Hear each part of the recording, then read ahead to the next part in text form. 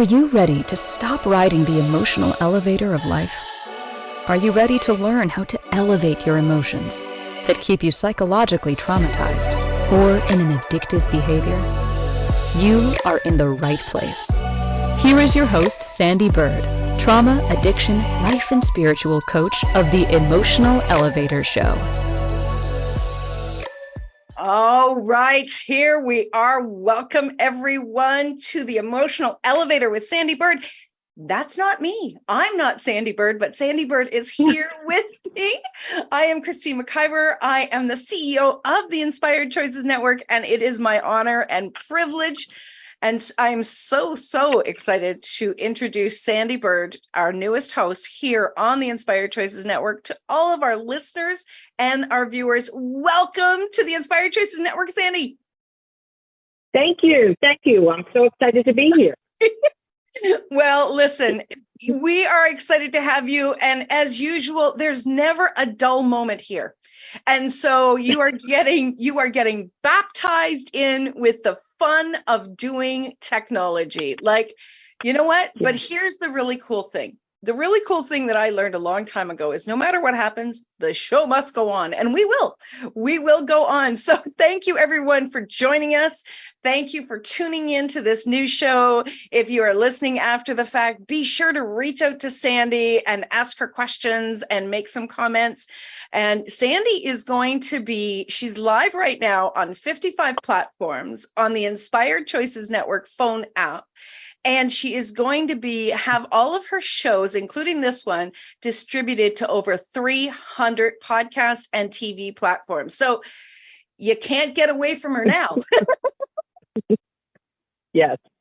Oh my gosh, definitely. This is so exciting. Sandee, before we get started really diving deeply into who you are and everything, I want to just tell the viewers about you. So I'm going to do the official read the bio. Okay, so I don't mess it up, and then we're going to jump into the show.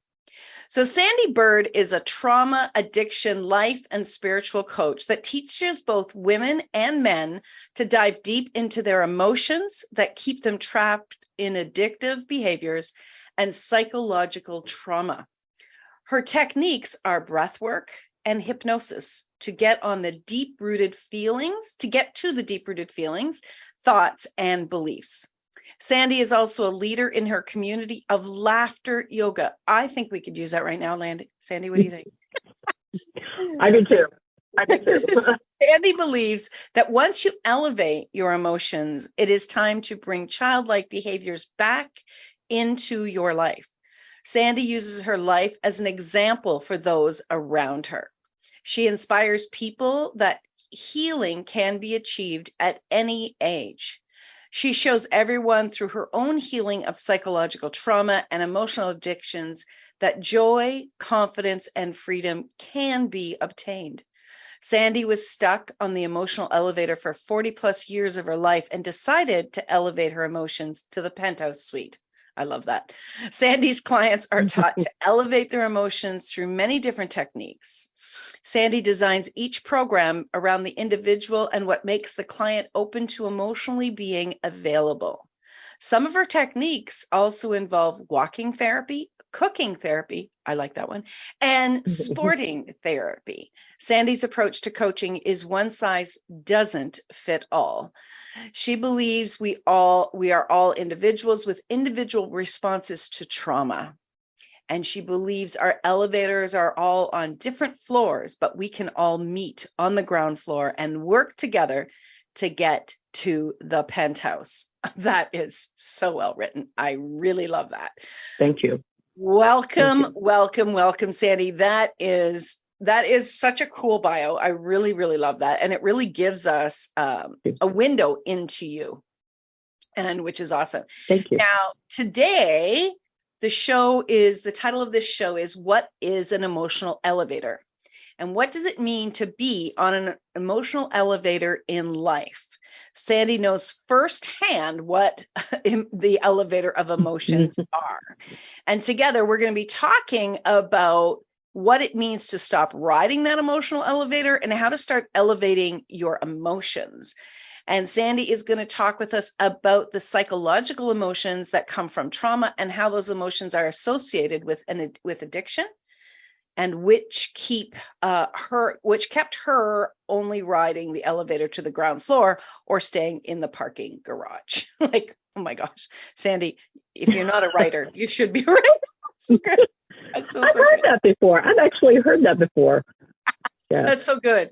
Well, I like to start with some basic things so we can get to know you, and all of our listeners can get to know you. So, Sandee, where were you born and raised, and where are you now in the world? Okay, so I was born at the Jersey Shore. I'm going to say that correctly. I was born in Toms River, New Jersey. We lived in northern Jersey for only 5 years. My mother left my father on my first birthday. She divorced my father on my second. So we moved to Virginia. So I have been a Richmond, Virginia native for most of my life. I have moved to Florida, where my father resided for a short stint, but I've basically been in Richmond, Virginia. And it has, so many people think, go ahead and move away, but your trauma is going to follow you. So at this point in my life, I'm glad I've stayed where I am and been where I am, because I was able to engulf it all and evolve from it. But nice. Yes. Nice. So when did you become consciously aware that you were on an emotional elevator? Most of my life. So before the show started, we had a lot of technical difficulties. The old Sandee would have broken down and said, okay, I'm done. We're not doing this. Or I would have came on here and started just crying, because that's always been my fight and flight response in life, has been to cry. So that's when I realized about 12 years ago, when I left my first husband and met my new husband now, that I wanted to be aware of my emotions. I wanted to be able to control my emotions, because my emotions were controlling my life. They were taking charge of me, and I didn't want that anymore. I was confident, but I was confident with emotions, if that makes sense. Yeah, that's a very cool distinction. That's a very cool distinction. So how many years ago was that you became aware that you needed to change that? 12 years ago, when I met my current husband now, and we started dating, the first thing he told me was he wanted me to work on myself. He wanted me to spend time working on myself. Cool. Wow, what a contribution he was. So yes. if you look back in your life, and you referenced your parents splitting up when you were on your birthday, and then in your first birthday, and on your second birthday, a divorce. Do you know today that all of that was trauma that you kept picking up and holding on to? Yes, I do. Now I can recognize it, because my parents divorcing meant I felt a sense of abandonment. There were so many emotions that we can talk about: abandonment, and my mother became an alcoholic. So on top of that, she became an alcoholic, which I took on people pleasing and all that. But then I also had abandonment issues. And that is issues. Those are emotions right there. The emotion, strong of fear, of abandonment, of a lack of security. And that strongly is part of emotions. Right.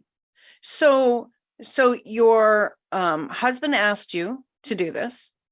And so did you step into it right away? Because a lot of people that are on an emotion, she's shaking her head no. A lot of people that are in the emotional elevator, they would have been deeply hurt and insulted. Your ego could have gotten a real kick in the butt by him saying that. Am I on the right path or no? So the way I did it was what my mom did to me.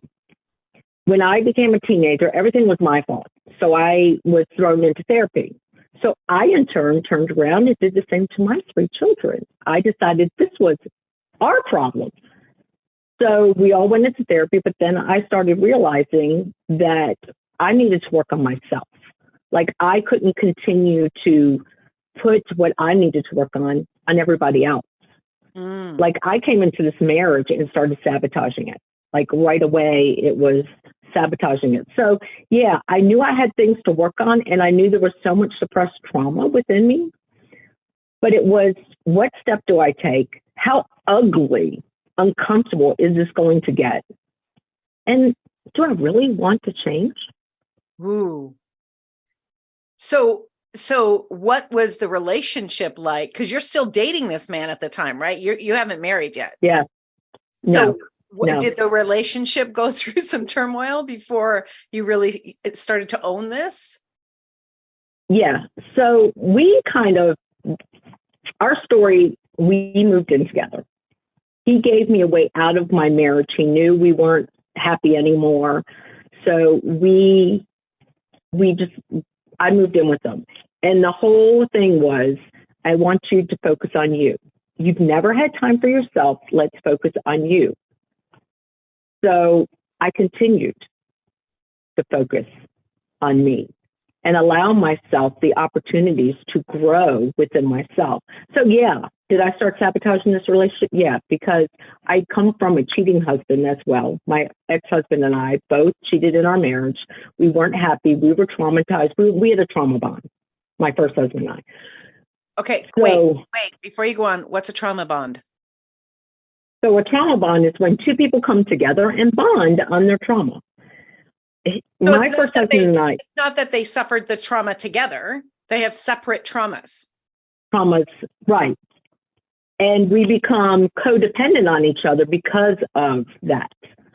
Okay. We both grew up in single mother households, so we never knew what the role of a father was. Yes, my father was in my life, but I didn't live with a father in the household. So I never learned what that responsibility was. My first husband, he did not know what that responsibility was. So the two of us were always like banging against. Yeah. And I continued to suppress my trauma and suppress my emotions around all my trauma my whole entire life because I had 3 kids at this point. And I was like, well, I can't work on myself. Like, I've got to nourish these kids. But there's more to that story. That's very interesting that you would think I have to kind of hold on to all my baggage because I have to nourish these children, but you're nourishing them from the space of trauma. Exactly. And oh gosh, I know one of them is definitely going to listen, my daughter. My sons, whether or not they'll listen, they experience similar trauma to what I've experienced, or abuse. They've experienced abuse because I never healed from it. Right. So in turn, I just, okay, here, it's yours. Well, we do what we learn.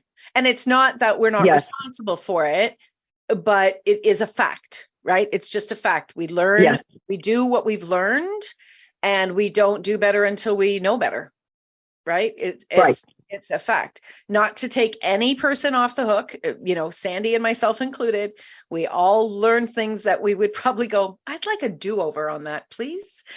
Oh, for sure. Right. For sure. Well, that's very, very interesting. So you drag your 3 kids into counseling, right? Yes. So I dragged 3 kids into counseling, and they decided they didn't want to go. And I was like, no, we're going. And then I realized that's when you got smacked in the face because I did that. I did that as a teenager. I'm not going. I'm not the one crazy. You're crazy. I did that. So when I heard it back, it was like, oh, crap, I'm the source. So it was a big wake-up call for you. Yes. Yes, it was. Well, thank you, first of all, for showing up here and saying yes to being one of our partners here on the network, and thank you for the work that you're doing and the willingness to be vulnerable right now. And for your family that's listening out there, thank you for allowing her to do this. Not that they can stop you, but I'm sure that they're supporting you in some ways, because we need to learn this. I don't know too many people out there that can't claim some kind of trauma in their lives. Oh, yeah. And it's not because I'm just around crazy people, because I'm around, well, everybody's crazy in my eyes, but or another. But, it's an important conversation. And I find in the world that we are in today, we need to have more and more of these conversations. We need to have very vital, vulnerable, upfront, in your face conversations if we're really going to turn the ship. And I'll be damned that I came here not to turn the ship. How about you, Sandee? Oh, I'm turning that. I'm the one. I'm the captain, man. I'm going to be that captain. Awesome. Okay, well, this is a great conversation. I've got lots more I want to ask you, and I know that you have lots more to share with all of our listeners and our viewers. Mm-hmm. But it's time for our first break of the show. So everyone, do not leave. We've got lots more to share. You are listening to Emotional Elevator with our host, Sandee Byrd. You can find her on the Inspired Choices Network, and we'll be right back after this short break. Are you living a life of psychological trauma or suffering from an addiction? Are you ready to learn new techniques to elevate your emotions without sustaining or obtaining them from substances that are not good for your mind or body? Then continue to tune into Emotional Elevator with trauma, addiction, life, and spiritual coach, Sandee Byrd, where you will learn techniques to elevate your emotions that don't require a magic pill, food, or impulsive behavior. Listen to Emotional Elevator with Sandee Byrd, Wednesdays at 7 p.m. Eastern, 6 p.m. Central, 5 p.m. Mountain, 4 p.m. Pacific, on InspiredChoicesNetwork.com.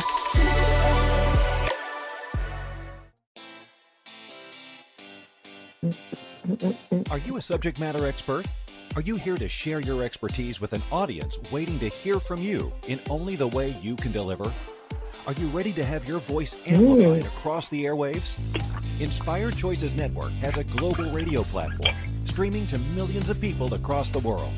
Professionally produced and supported by an accomplished team every step of the way, you can broadcast from anywhere in the world, knowing your voice matters, and we ensure it is delivered with ease and efficiency. Eager to hear your message, the world awaits. Contact us today to become an Inspired Choices Network radio host. Email become a host at inspiredchoicesnetwork.com. This is Emotional Elevator with Sandee Byrd. To participate in this program, join the live studio audience in our chat room at inspiredchoicesnetwork.com. You can also send an email to sandy@emotionalelevator.com. Now, back to the program. We are back with Sandee Byrd here on Emotional Elevator. Thank you, everyone, for tuning in to this show. And I'm really loving the conversation and getting to know more about you, Sandee, and what was the pivot that started you into this direction. So you drag your kids, or try to drag your kids, to counseling. They throw it back in your face, and you wake up to the reality that, hey, wait a minute, this sounds familiar. And then did you let them off the hook, or did they have to still go with you to counseling? No, actually, we all kind of quit counseling. Oh my gosh. So we all quit counseling because they aren't going. Screw it, I'm not going. And then after that was when my family decided, after, 40? So 20 years, my mom has been a strong alcoholic. So my family decided to do an intervention. Not good. Okay. No, my mom never showed up, but in the intervention, she never showed up. But she called me after. How did it go? Okay, whatever. But I blocked her because in the counseling and in the intervention, they told me, you've done all you can. You're an adult. Let it go. And that is one of my topics. So I stepped away, but I received help. So the help they were going to give her, I got. And that's when I started really realizing I had a lot of baggage. Like, it wasn't just I'm walking around with a purse of baggage. It was a Santa Claus sack full of baggage. Wow. Talk, I say those moments are the universe is conspiring in your favor. Like, you would never have gone had it not been that you were calling your mother out. Oh, yeah. Oh, exactly. Exactly. And that's when I realized too, that I couldn't help somebody until I helped myself. You know, I'd flown on airplanes my whole life, and you can't put on the face mask. You know, don't put the face mask on somebody else until you put it on yourself. And I realized that in that frame, that I needed to help myself first. I can continue to drag everybody around me down with me and say, it's you, because that was done to me. Right. But it was me. Right. It was me that needed to start it first. Right. So you were in counseling for 12 years, 10 years?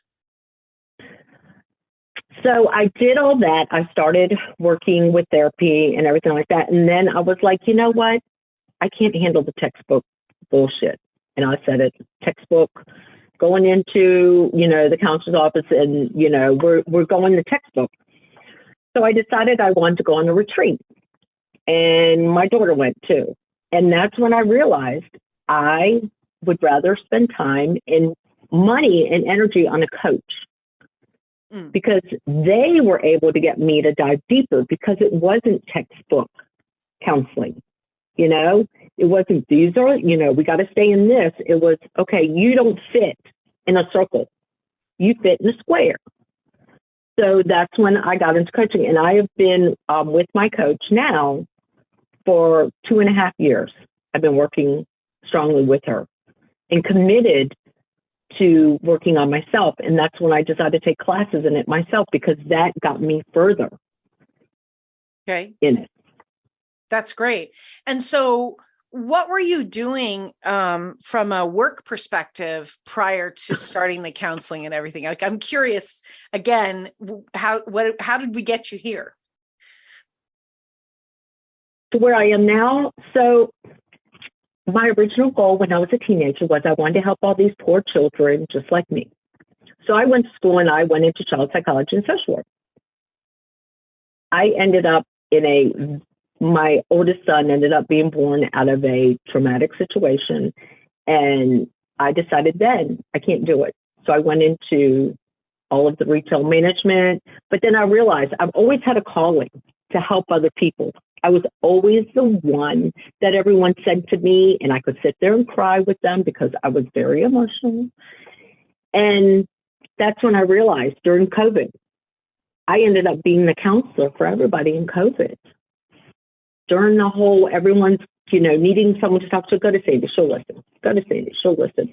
But at the same time, I was going through my own. Right. That's when I was losing my shit during COVID. Wow.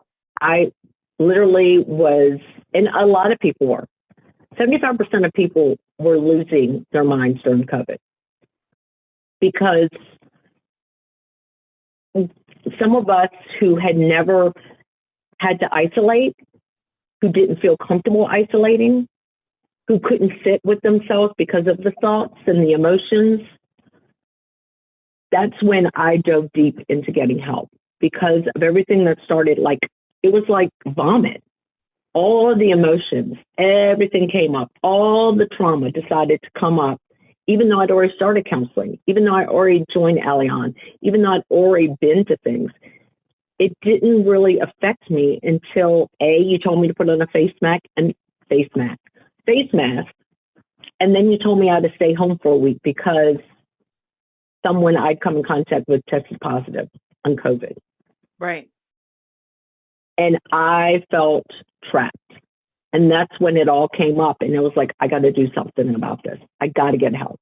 I think what you're saying is, I just want to emphasize it a little bit more. I want to go back to that point of that COVID had you and many people be with themselves and couldn't distract, I'm going to say, they couldn't distract themselves away from the thoughts in their mind. Am I on the right track? Oh, definitely. Definitely. So and sorry, one other thing. And so not only that, but you maybe have a partner, husband or wife, significant other in the home, husband, yeah. And everyone is dealing with this concurrently, and everybody's trauma is coming up, and then they're exploding at each other, right? Because there was a lot of divorces that happened during COVID. Yeah. So my husband and I were both fortunate. At the time, I was in retail management, so I went to work. He deals with the power. So every day there's a power issue. He went to work. So neither one of us had that time together. And when I had to quarantine, there was an ice storm here in Richmond, Virginia, and he was not home for that week. So that's when I lost it, because nobody was here to comfort me. Nobody was here to coddle me. Nobody was here to help. I don't want to say help me, because I needed to be by myself. I needed to know, holy shit, I need help. Yeah.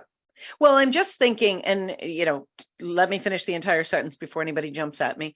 I'm thinking what a gift COVID has been for people to receive the knowledge that there was more going on inside of them than they were willing to actually visit and allow themselves to see.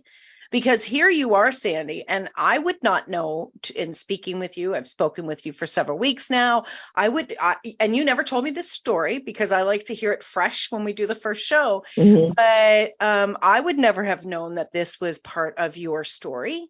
And obviously you've done an awful lot of work with yourself. And so today, you have this incident with COVID during COVID, rather, not with COVID, during COVID.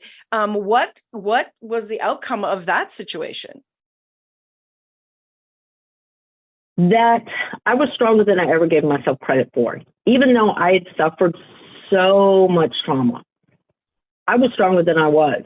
I had the courage and the confidence within me to face it.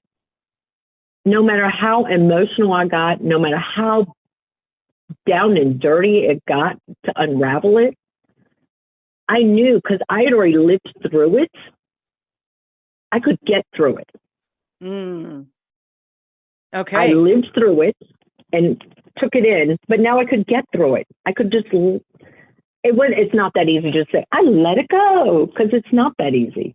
Listen, I love what you're saying, but you're a rare bird, because a lot of people who have lived through it do not believe that they can get through it, because you have to revisit the whole thing again.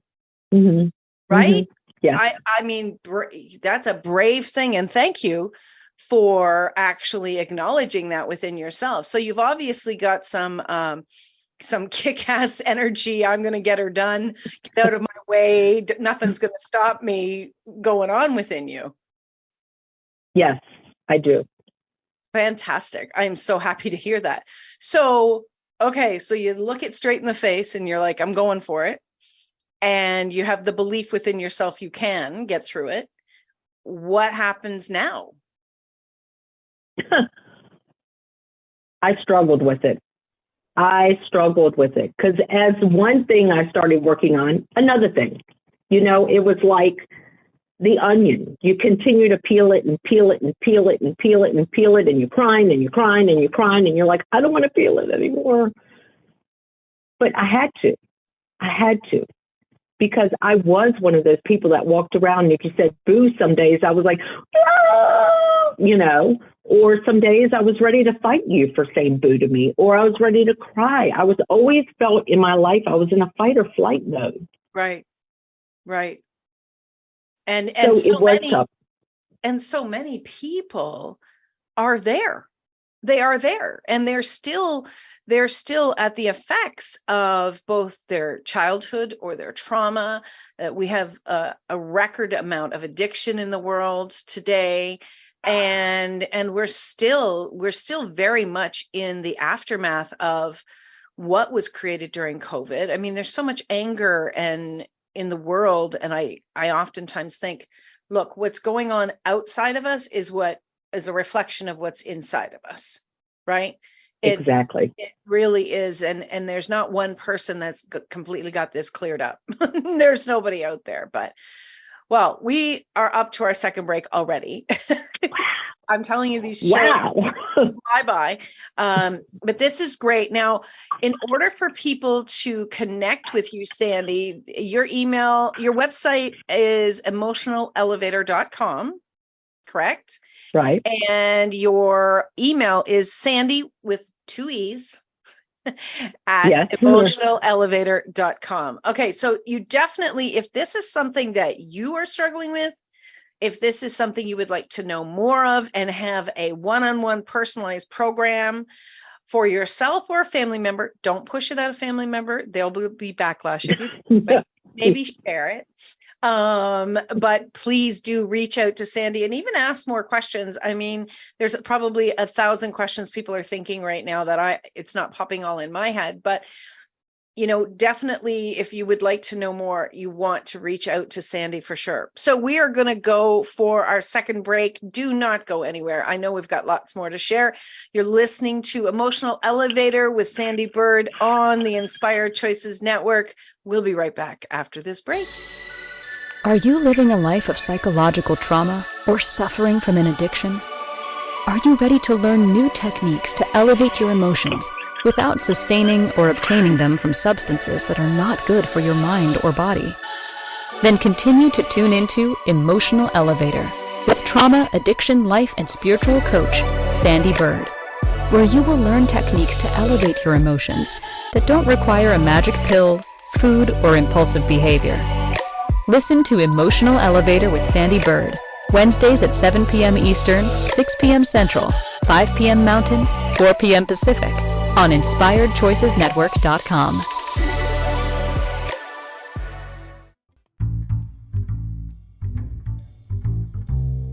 How wonderful would it be to carry your favorite Inspired Choices Network host with you throughout your day? Well, now you can. Inspired Choices Network now has its very own mobile app. Our free app offers live streaming shows, along with thousands of podcasts and TV episodes. Our shows cover a wide variety of topics. Whether you're waking up with us, carrying us through the day, and taking us to bed with you, we're always here for you to enjoy.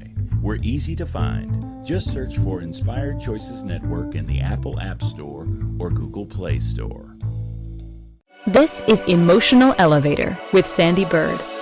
To participate in this program, join the live studio audience in our chat room at InspiredChoicesNetwork.com. You can also send an email to Sandee@emotionalelevator.com. Now, back to the program. Oh boy, we're having some fun over here. Yes, I was just showing, if you're not on video, I was just showing everyone our phone app, our smartphone app. You just need to search InspiredChoicesNetwork.com, where you can listen live to all of our shows. We have tons of amazing hosts here on the network. As well, you can listen to every show on demand, and you can find Sandee there as part of our hosting team. And you can check out all of her shows, whether this is the first one you're hearing or one of the many ones that she has done.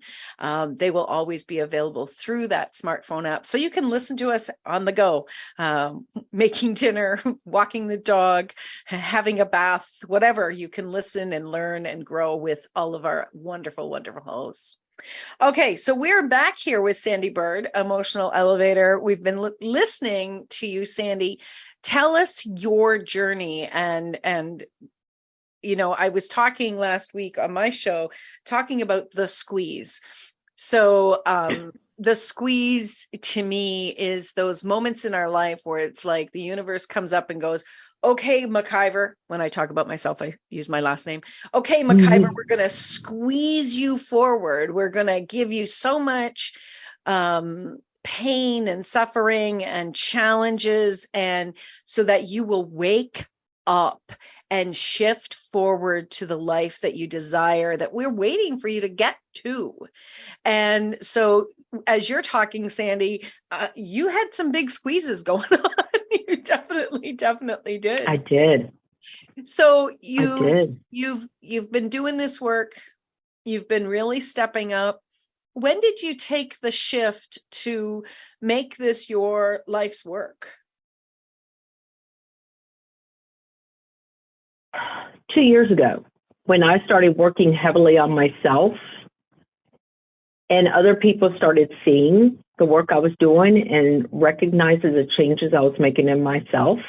Well, Mhm. how are you doing that? And that's when I realized I can help them too. Like, I can help them elevate, because if you want to stay stuck, fine, stay stuck. But if you don't, then who better can help somebody who's been there, but Yeah. has also learned and developed the skills to help you? Yeah.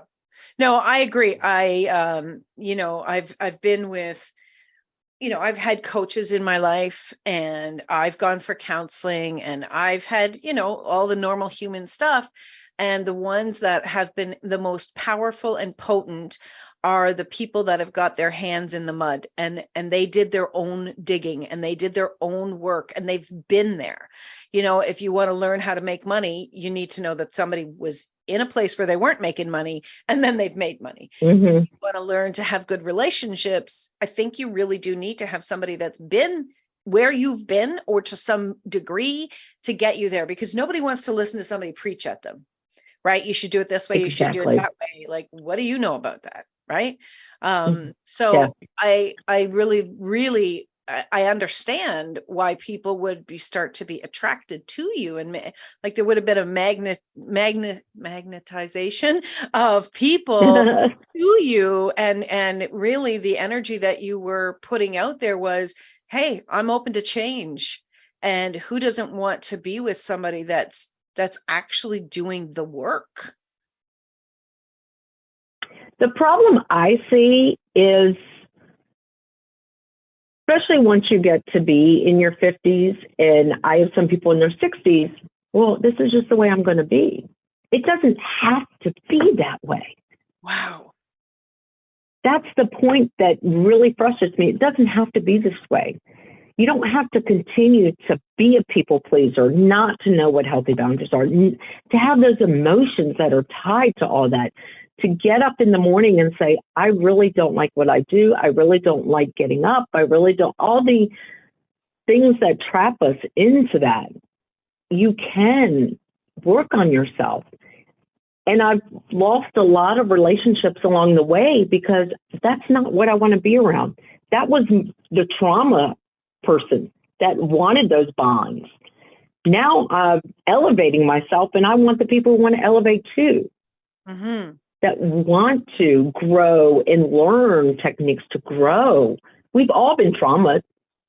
There's not one person out there that can say they've never had a trauma in their life, never experienced emotional letdown, never experienced something bad in their life.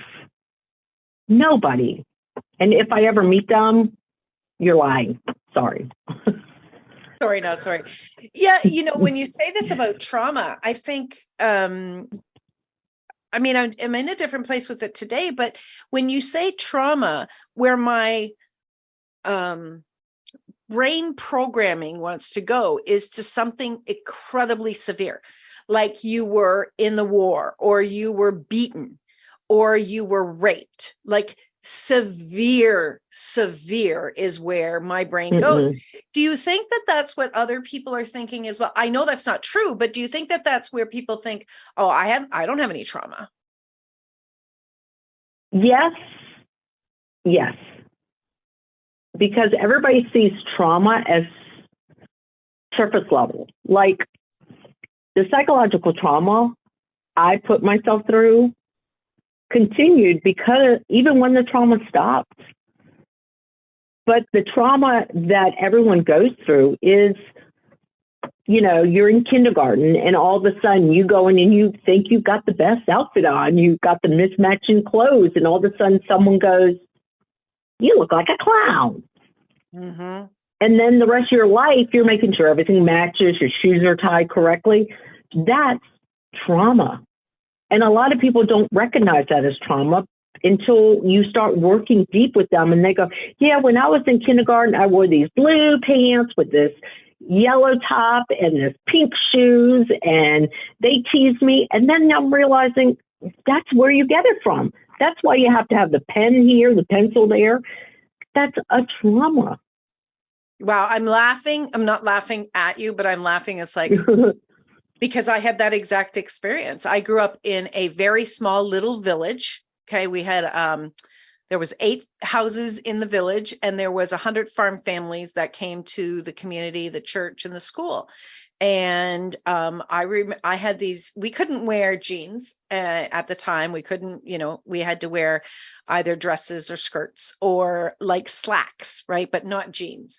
And I had the most beautiful pink, soft pink pants. They were my favorite. They were bell bottoms. I'm aging myself, but I loved these pants so much. And, it's not like you're buying clothes every second day like, people can today.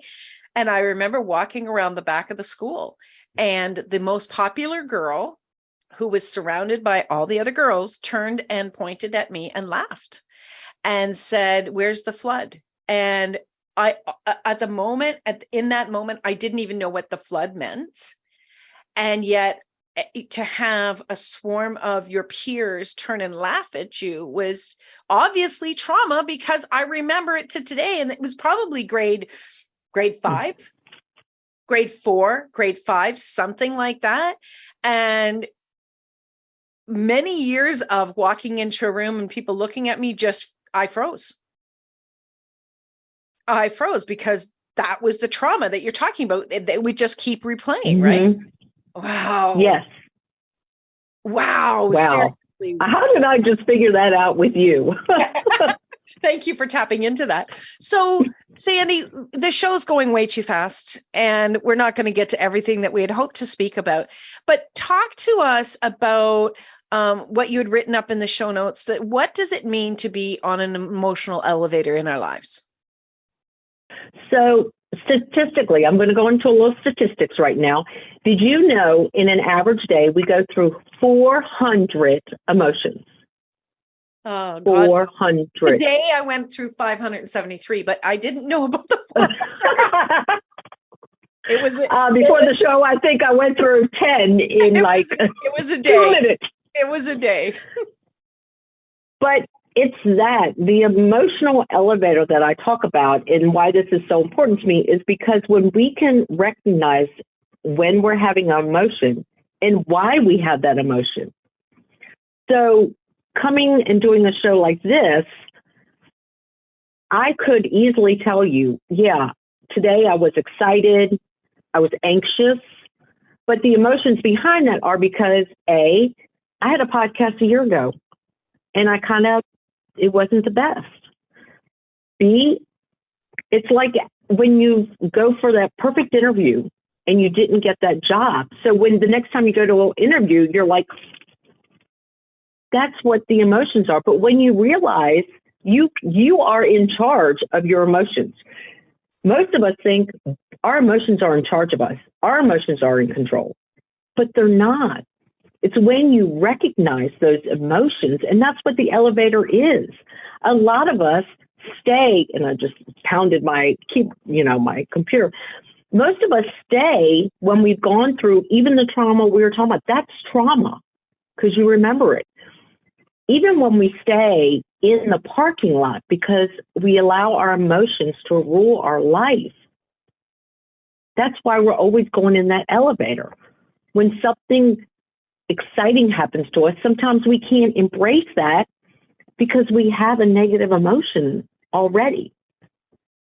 Have you ever been where you've received a great gift or an award or the best Christmas present, But because Christmas has sucked your whole life, you can't have that joy in the moment because you're still stuck in the emotion of Christmas sucks. Yeah. You know? I haven't had that because Christmas was always wonderful for me. Christmas good. But I know exactly what you're talking about. We associate past experiences, even though they may have changed, we're still stuck in the old. Yes. Yeah, you've got a lot to teach us, Sandee. You've got a lot to share with us going forward. We are up to our final break of the show. What? I know, sister. I'm telling you, we're unpacking a lot, and it's important for us. And I'm glad we really have taken the time to slowly peel these onions so we can understand things on such a deeper level. And, when we get back, I just want to talk a little bit about some of the upcoming episodes that you've got coming and some of the work that you do and how you do that with your clients. So everyone, do not go anywhere. The remaining episode segment of the show is going to be excellent. So you're listening to Emotional Elevator with Sandee Byrd. I'm Christine McIver here on the Inspired Choices Network. We'll be right back after the show. Are you living a life of psychological trauma or suffering from an addiction? Are you ready to learn new techniques to elevate your emotions without sustaining or obtaining them from substances that are not good for your mind or body? Then continue to tune into Emotional Elevator with trauma, addiction, life, and spiritual coach, Sandee Byrd, where you will learn techniques to elevate your emotions that don't require a magic pill, food, or impulsive behavior. Listen to Emotional Elevator with Sandee Byrd, Wednesdays at 7 p.m. Eastern, 6 p.m. Central, 5 p.m. Mountain, 4 p.m. Pacific, on InspiredChoicesNetwork.com. This is Emotional Elevator with Sandee Byrd. To participate in this program, join the live studio audience in our chat room at InspiredChoicesNetwork.com. You can also send an email to Sandee@EmotionalElevator.com. Now, back to the program. Oh, wow. Okay, I think I need to talk twice as fast because we've got so much to talk about. But Sandee, I'm really enjoying how you're explaining to us. I think that that's an important piece when we are in a situation that we desire to change, but we really don't know how to get out of it. I think an important piece, at least for me, is I need to understand how things operate. Like, don't just tell me how to drive the car, tell me how the car works. And that helps me to really see how things can be different. No parent wants to traumatize us, and yet we've all learned our behaviors from the generation before. Thankfully, we do grow. Each generation grows and expands and learns as well. You have got a lot to share with us. And next week, you're going to be talking about what is psychological trauma. And then the one I'm really looking forward to is how psychological trauma can cause addiction the following week. I'm very curious about that because, well, in my mind, I'm thinking, okay, well, it's easy. Like, we reach for the bottle, we reach for whatever, but I'm sure there's a lot more to it than that. She's shaking her head.